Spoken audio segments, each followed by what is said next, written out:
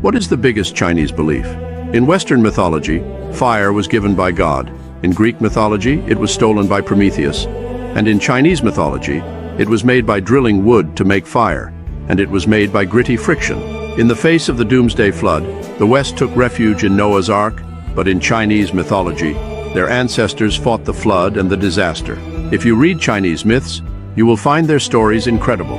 Throw away the plot. Find the cultural core of the myth. You will find only two words: fight. If a mountain is in front of their house, they move it away.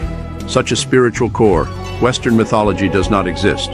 Western mythology is to listen to God's arrangement. Each country has the legend of the sun god. In tribal times, the sun god has absolute authority. Throughout all the myths of the sun god, you will find that only the Chinese myths have the courage to challenge the sun god story. There is a person, because the sun is too hot to chase the sun, want to pick the sun down. Although in the end he died of exhaustion and did not succeed, it was because he dared to fight what seemed to be an insurmountable force that another story emerged. How Yi shot the sun. Yes, they shot the sun down.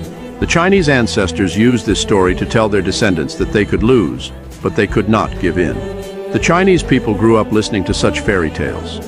The spirit of courage to fight had become genetic, and they did not realize it, but as strong as our ancestors.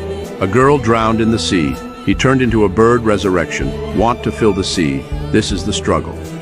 A man, because of the challenge of heaven and earth, was cut off the head, but he did not die, but continued to fight with an axe. This is also a struggle.